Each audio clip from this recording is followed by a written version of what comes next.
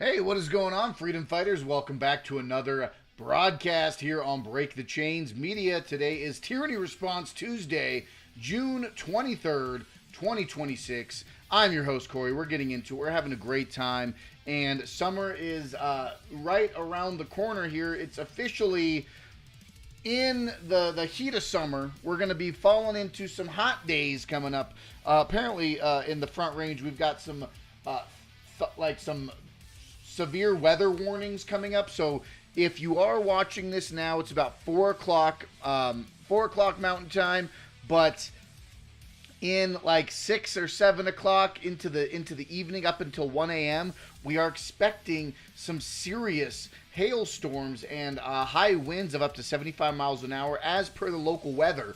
So be aware, be prepared. Cover your garden and park in your garages. Make sure you can do everything you can because and apparently it's going to be worse in the Colorado Springs, south and southeast of here, but up and down the whole Front Range from Fort Collins all the way down to Colorado Springs, we are expecting some severe weather warning watches in the later hours of the day here on June 23rd, 2026. But I wanted to get that out there for all my Mile High people living the best life out here. It is summertime. It's great. But, you know, it comes as to no surprise because Colorado is known for those freak out of nowhere terrible and very expensive weather storms, particularly when it comes to hail. So be prepared, cover your gardens, like I said, cover your windshields, park in the garage, do whatever you can to get yourself ready into the later hours of the day here. But I am not a weatherman. I am a politico. I am a reporter. I'm a journalist talking to you about all the things that are important to us here in the Mile High State. And this past weekend, we had a 5-year memorial for my good friend Johnny Hurley. Rest in peace, the legend, the hero. So we are going to be doing some reviews and showing some clips from that event on this live stream, as well as talking up and gassing up the Rocky Mountain Boys Freedom Fest that is coming this weekend, Friday and Saturday down in Castle Rock. So we're going to do a breakdown of some of the events, some of the engagements that are happening this coming weekend at Freedom Fest. And to tie it all in with a nice bow, if you are in the House District 24 area, we are doing a campaign kickoff event for Christopher Johnson, HD24 candidate, in hopes to win the seat coming into the midterms here. And he's got his campaign kickoff event this Thursday. So we will be going over all of that here in today's live stream. If this is the first time joining Break the Chains Media, I highly encourage you to smash that thumbs up button, share this video with your friends and family that live in the Colorado area, that want to know a little bit more about Colorado politics, want to know the details, the ins and outs, the NGO corruption, the fraud, the bad legislation, the bad candidates, the bad bills, all the things related to Colorado politics. You can find it here on Break the Chains Media. And if you want to check out the website, you know where to go. It's the landing page, breakthechains.media. That is the landing page. That is the website. Support the channel, top right corner, Realm Walker Hot Sauce. Pick up a bottle of Realm Walker Hot Sauce. From mild to extreme heat, travel the 9 realms of Norse mythology through hot sauce, hand bottled and homegrown here by yours truly. Realm Walker Hot Sauce is a spin-off of some of the traditionally made hot sauces, but I've used a Nordic flair. It's all themed in Norse mythology. Each one of the hot sauces is named after one of the 9 realms of Norse mythology. So if you want to support the channel, you want to support the work, there's some bottles of hot sauce you can pick up there. And you can follow me at breakthechains.media. I'm sorry. Break the Chains M on Instagram. BreakTheChains.media is the website. Break the Chains Media on Instagram. Just type in Break the Chains Media and you'll find me. You'll find the work that I am doing. But without further ado, we're getting right into it. We're making it happen. We're going to talk about some great things that happened over this last weekend. Johnny Hurley, my good friend, my man, my confidant, my truth warrior in the info war, as it were, years ago, standing on the streets, doing all the good work. Johnny Hurley not only spoke truth to power, he acted upon it. He stopped an active shooter only to be shot by police. HeroHurley.org is the website. You can check out HeroHurley.org as it's loading here. We'll make that work. We'll make it load up here. And then we've got a great landing page. Awesome mural of Johnny Hurley. The Friends of Johnny Hurley Foundation is here, and it has all of his story. Everything you can find about Johnny Hurley is here. So, yeah. I know. It's a live stream. We do it in real time here. But,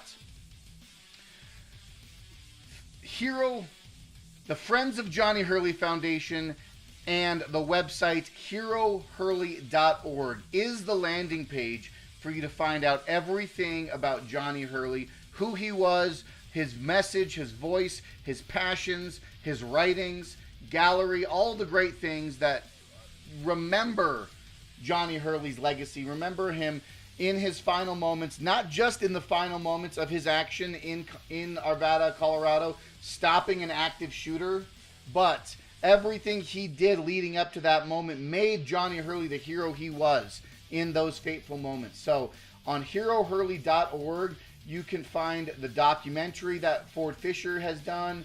You can read all about the tragic events of that day, different media reports from John Lang, and other videos that were made from after the incident and what took place there.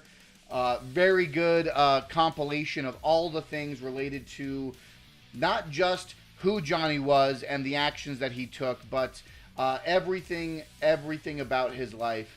And I would highly encourage, if you guys do have something to say or wanted to add something to this, you can go up here at HeroHurley.org.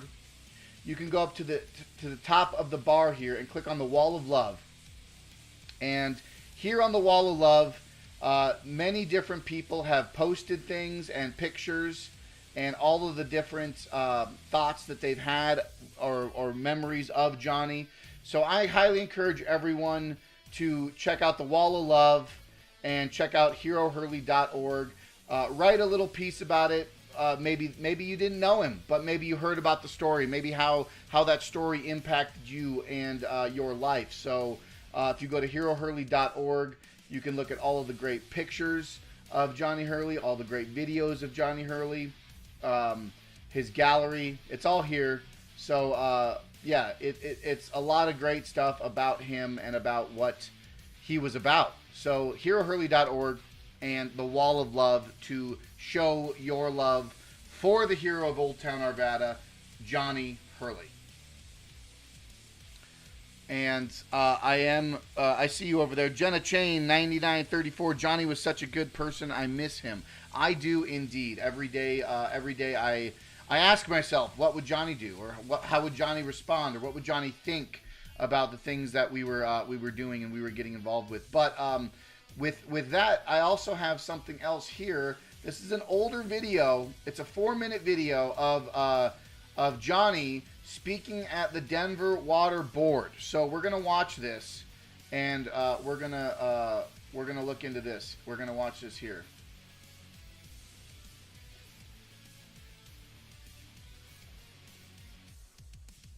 On February 11, 2015, members of the Denver community spoke at the Denver Water Board annual meeting to make their case against involuntary public dosing of industrial fluoride and neurotoxin through the water supply.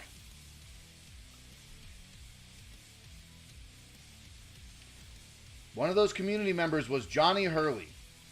So this is a clip from Johnny Hurley speaking. All right. Good morning, everyone. My name is Johnny. I'm a chef in the natural food service industry. Just want to make a couple quick points here. As far as public water fluoridation goes, again, on the same topic, the CDC fails to mention that tooth decay rates have precipitously declined in all Western countries, irrespective of whether the country ever fluoridated its water.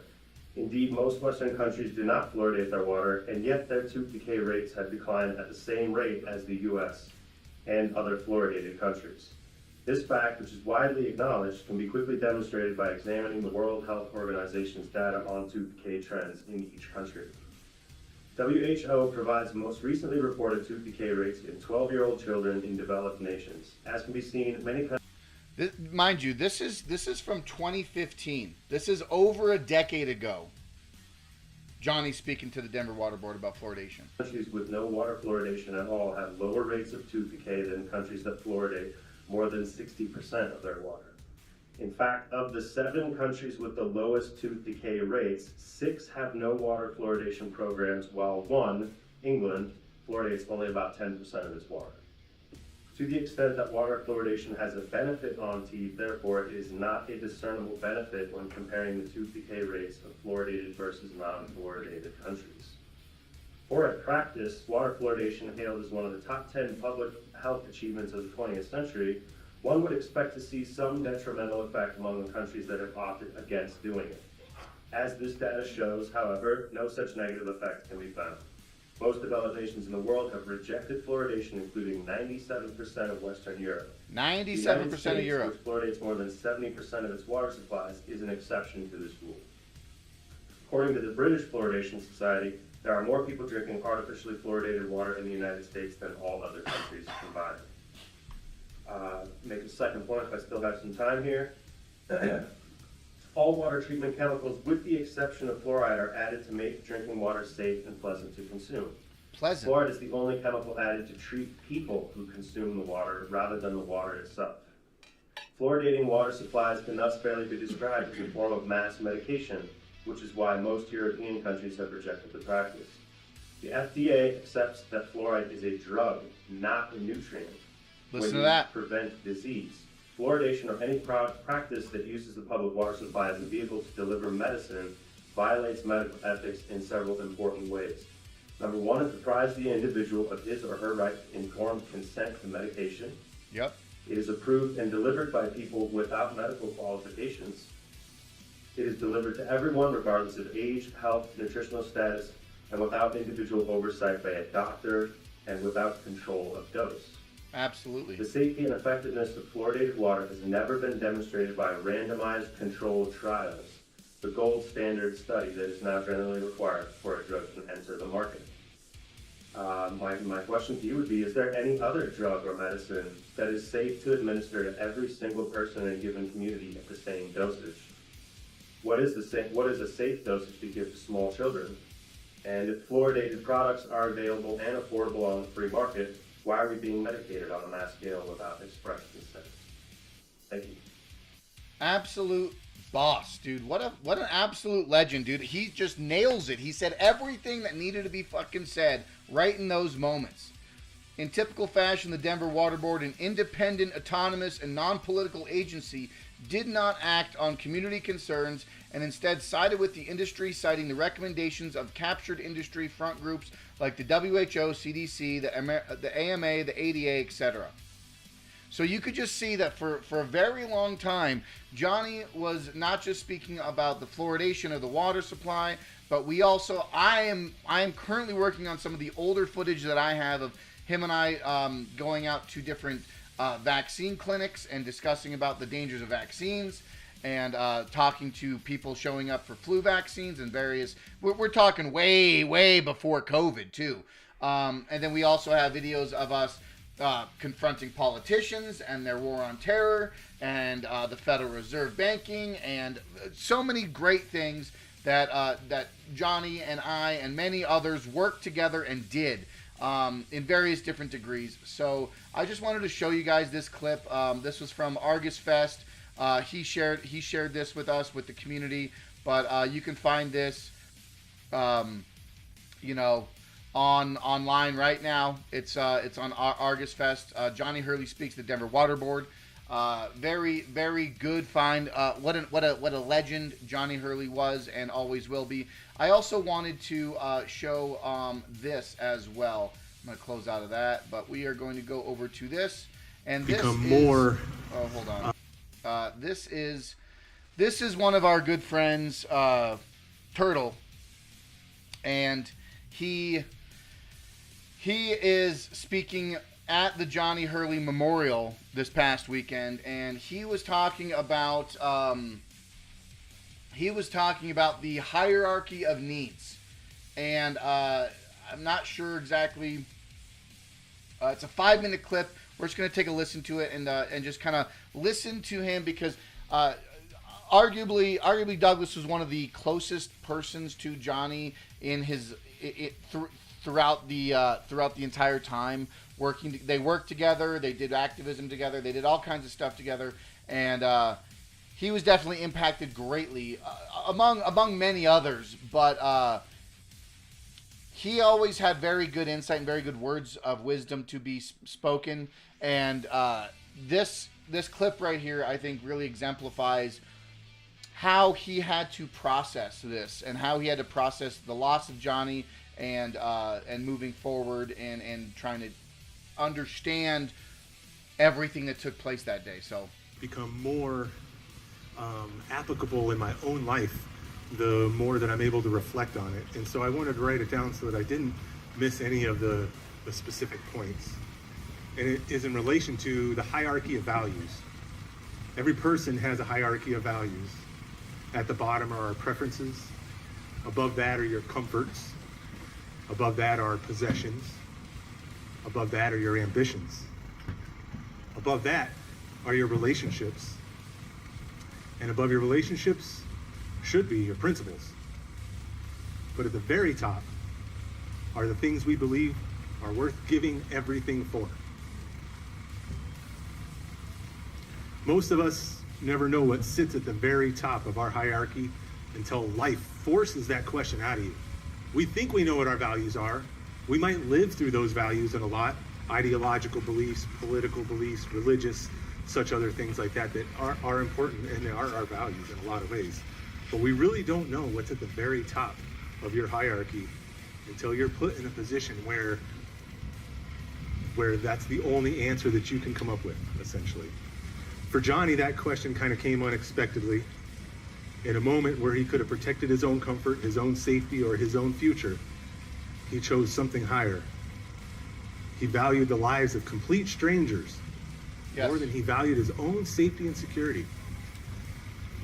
And me and him had conversations about this type of thing because there's two schools of thought. Hey, if there's a situation going on, like my first obligation is to my family, to my kids, to my what I have going on immediately. That's where my first, that should be at the top of my hierarchy of values. And we talk about those specific things. And Johnny always was like, hey man, well, I could never let anybody get harmed in my presence. I couldn't sit back and do nothing thinking of myself. And he really had the ability to put his money where his mouth is, so to speak.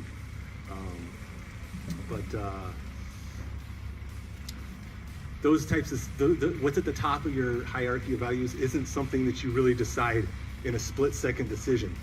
That's something that's already been decided by years of character, values, and conviction. We often think courage is the absence of fear, but it isn't. Courage is when your higher value defeats a lower one. Fear says run, comfort says stay safe. Yep. Self-preservation says protect yourself. But something higher inside a person says, someone needs my help.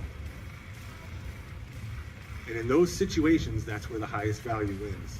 And on that day, Johnny's highest value won. He couldn't have stayed inside that Army surplus store. He couldn't. It wasn't in him. That's not the guy he was. The measure of life is not what a person accumulates. It's what they're willing to sacrifice. Because sacrifice reveals value. Nobody sacrifices for something that they don't truly believe in. Johnny's actions reveal a hierarchy of values that placed his courage above comfort, responsibility above convenience, and service above self. Service above self. That's why we remember him. It's not because he was fearless. but because when the moment came, we saw what was at the top of his hierarchy of values. And that's the lesson that I've really carried with me from the beginning of this whole situation. And in the beginning, I kind of had that understanding more through my anger and frustration with the Arvada Police Department, because the reason that Johnny died was because of what was that officer's hierarchy of values, which was self-preservation, fear of his own safety. Johnny had none of those when he came out that door, and that's what allowed him to act with such valor, such integrity, such precision in a life and death situation. If your values aren't in the proper alignment and you get put in that situation, you will make poor decisions that are based on yourself, that harm others, and that don't make you the hero of the situation. What allows a person to show up in a situation that Johnny was in and act like you would see any hero in a movie act was what was at the top of his hierarchy of values. And that's what came out of him at that particular moment. And that's why he was able to live that every day as well. And that's the last thing I want to say too about that whole entire situation is what I kind of said the last time, and that another other realization I've had is that if you think about the energetic aspect of everything, just remember that transmutation is the indefensible weapon of a master. And so when those emotions stir, when that pain, when that sadness, when that anger, when that frustration boils up inside you, that is the creative force that is second to none in this entire universe.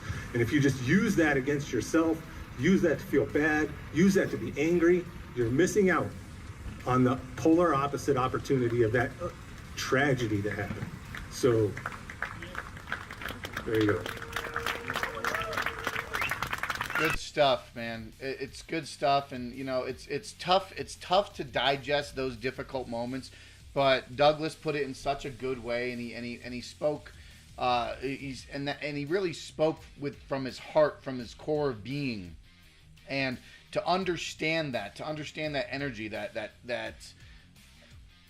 what Johnny did was based on his hierarchy of values. What Johnny did in those moments of that selfless act of preservation of others and preservation of safety and putting himself in that most difficult moment, right? This is every year we go there and we put chalk. We write a bunch of different sayings in chalk in the old town square there. So this is what I wrote. Obviously, you know, very simple 4 words. Johnny Hurley, Arvada's hero, and I think that sums it up greatly. And you know, we will continue talking about Johnny Hurley. We'll never stop talking about Johnny Hurley, but it always gets a little difficult this time of the year. June 21st, you know, the summer solstice. It's a day of change, day of transition, and Johnny Hurley acted the way he did, and we'll never forget that. And we'll continue telling his stories, and we'll continue telling his all the tales that he spun, and all the webs that were weaved in the years of his life, and we'll continue making sure that everyone knows the name Johnny Hurley. So yeah, we had a great time. There was about 50 people that showed up for the event, and you know, I did post a live stream of it. I also have this was a clip of one of the ladies, one of the girls there at the time. She was a young girl. Now she's a you know, grown up. It's been 5 years, and she was explaining the tragedy and what took place. And you know, we can actually, you know, if you want to see that, it's on my Twitter page, Break the Chains M. Posted it there. Just talks about her time and living through that moment of that crisis 5 years ago. And this is a little memorial here. His name was Johnny Hurley, and yeah, so yeah, it's a little tough, but that is what we're doing. And to wrap up this little Johnny Hurley segment bit here, I did come to find out, I was hanging out after work, and I saw on the TV Fox 31 did a piece on Johnny Hurley on the story 5 years later. I mean, look. I mean, like I got the freaking sticker. Stickers on my water bottle. I actually have two. I got that, But yes, from Fox 31, KDVR.com. My son rose above. Family remembers Arvada hero 5 years after Old Town shooting. Let's take a listen. Are we going to be able to listen?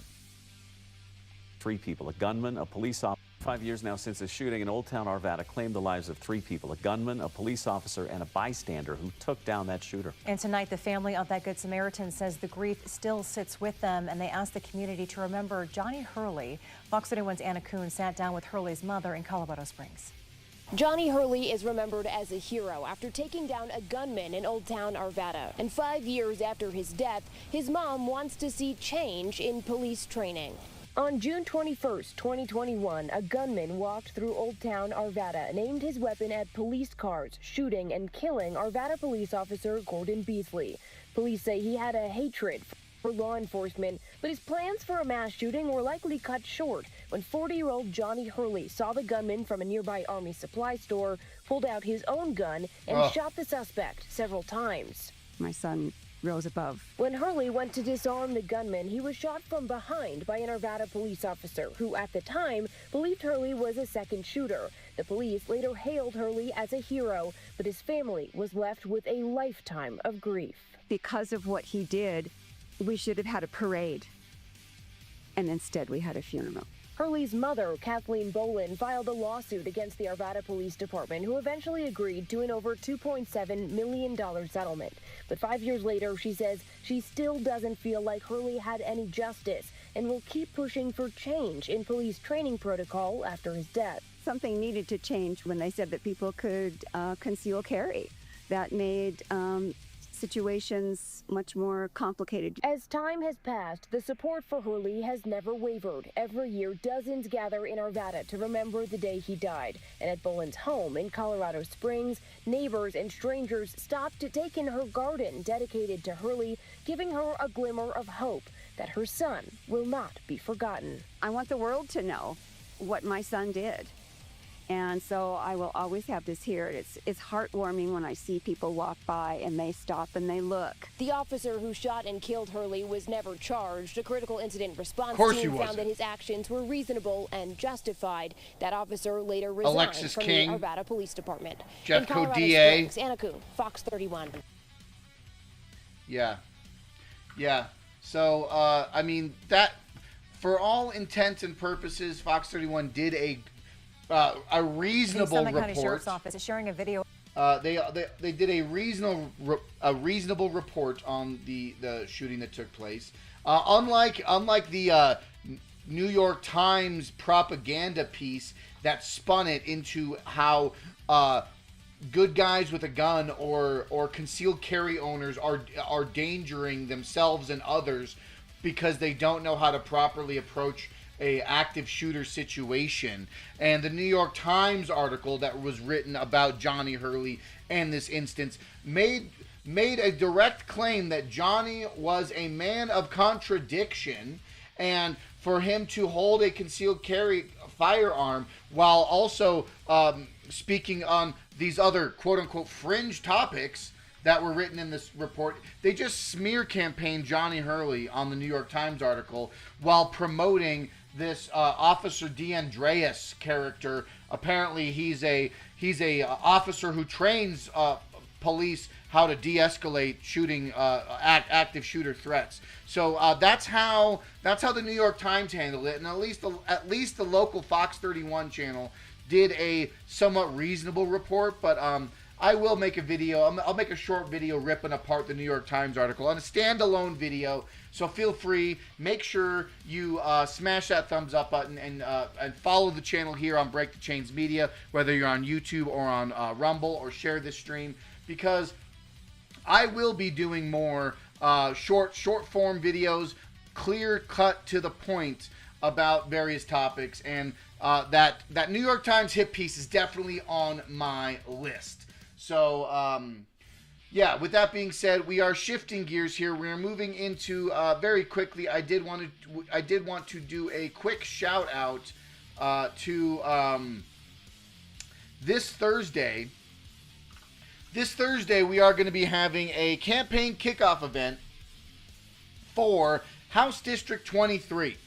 So House District 23, that's Arvada, that's Golden, that's basically the block between, it's going to be Old Town Arvada, it's going to be west all the way out to Highway 93, and it's going to be east to Sheridan. So if you're in the HD24 district, you don't even necessarily have to be in the HD24 district.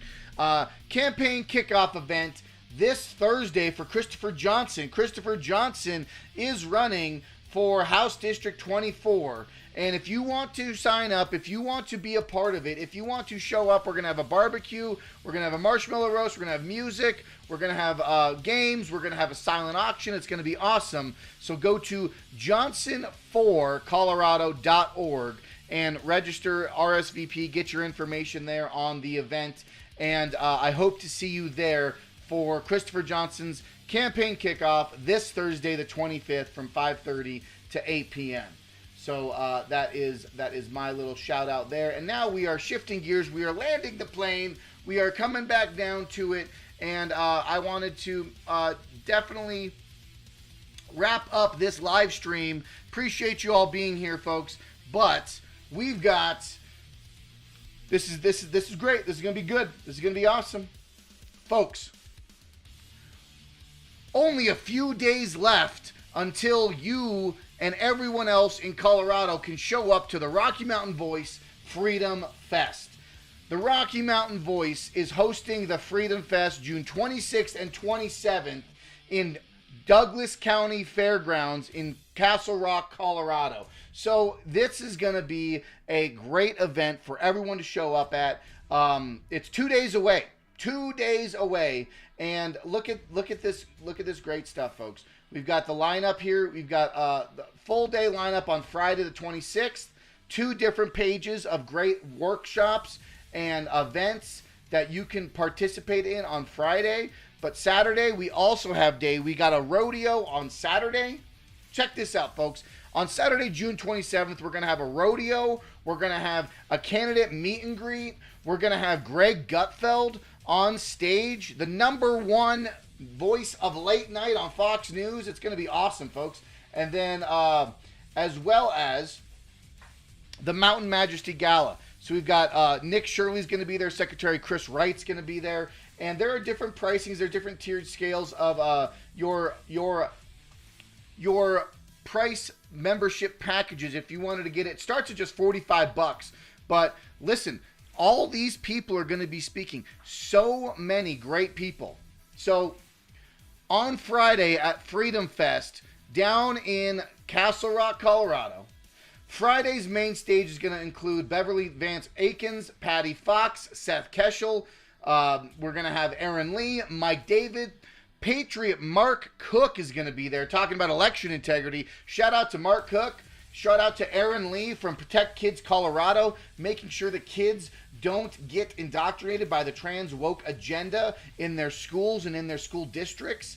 We're going to have a great excellent other people. And folks, we got Tina Peters. That's going to be there. She's out of prison. She's here to celebrate with us, and we're going to give her a standing ovation when she walks up on stage. Tina Peters is going to be there on Friday. These are just some of the people showing up on Friday. Laura Logan's going to be there. We're going to have an excellent lineup of great guests for all 2 days. Lauren Boebert, Jeff Crank, Pastor Lorenzo Sewell, Greg Gutfeld, Data Republican. I personally do not like James Lindsay. I think he's a shill, but hey, at least he's gonna be there. If you like James Lindsay, great. But I think he's a charlatan. I think he's a Benedict Arnold. But that's just my personal opinion, folks. Either way, this is kind of the event. This is what I'm talking about, folks. We're trying to open the narrative. We're trying to build this community. We're trying to build we are trying to build something better in Colorado. And Rocky Mountain Voice Freedom Fest is going to do that. bringing like-minded conservative people all across the state in Colorado down to this Freedom Fest to participate, to network, to stand together in celebration of not just not just America's 250th birthday, but Colorado's 150th birthday.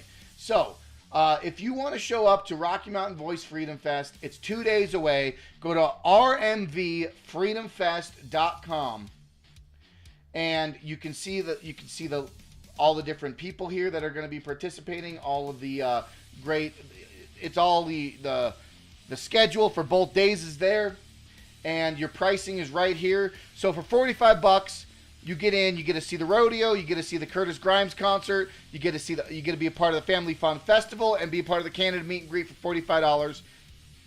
And then as it goes up, $95. I personally think the $95 Silver Pass is probably the best option you can get, best bang for your buck. You get to see all the speakers Friday and Saturday, back the Blue Bash, plus everything in the Bronze Pass. And as you go up, you can get a little bit more. And I know money's tight for everyone. I know money's a little bit difficult, but fundraising and putting these things together does cost money. So when you rent out a fairground, when you bring in national, internationally renowned individuals to speak, when you put on drone shows and rodeos and live concert, it does cost money. So we have to understand that, in order to do something to this caliber, ticket entry, different scales, different pricing, and I want to see everyone there. And I don't think anyone should be discouraged by these pricing, because I think just the fact that we can all be participants in this, being all inclusive and making sure that we're all there to move the needle closer to liberty. We want to move that needle closer to liberty, and rallying together and standing together for an event like this is something that really can bring us together when it comes to the midterms, when it comes to the Colorado corruption, when it comes to these liberals that have been running our state for far too long. We have to do something.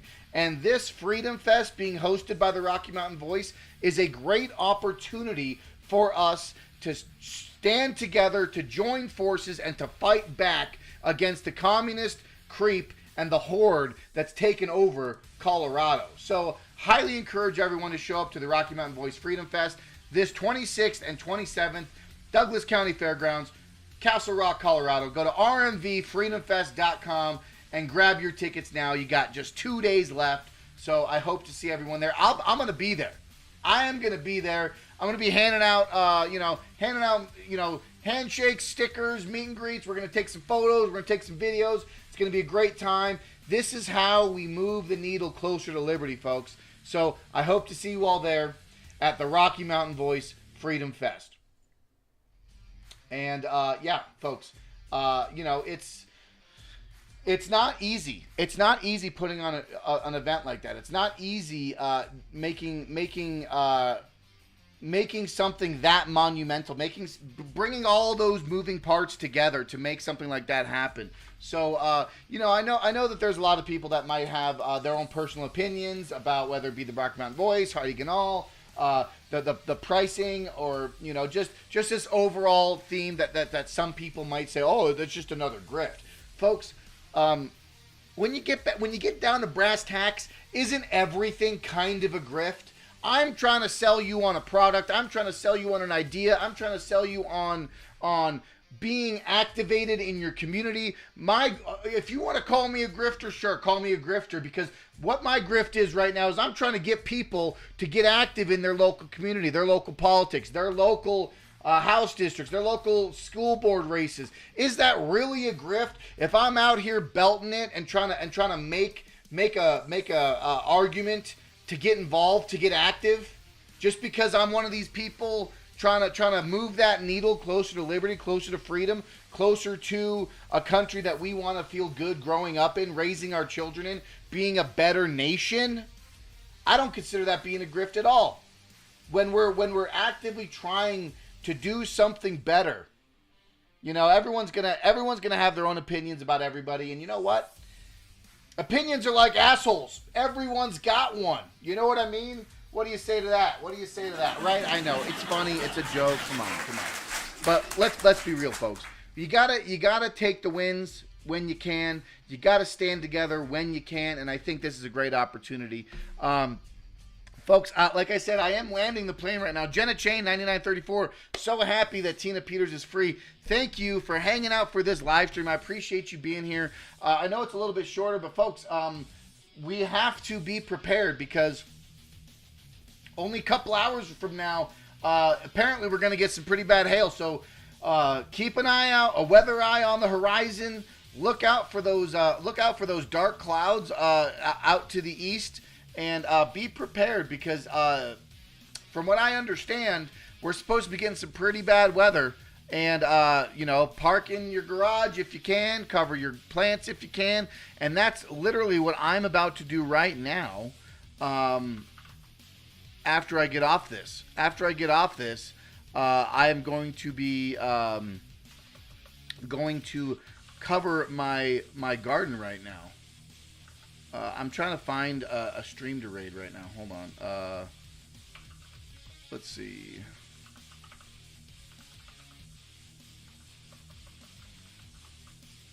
No, I guess we're gonna do this one because this one's on and this one's going and this one's moving. So yeah, it'll be good. It'll be a good one. Appreciate y'all hanging out here, folks.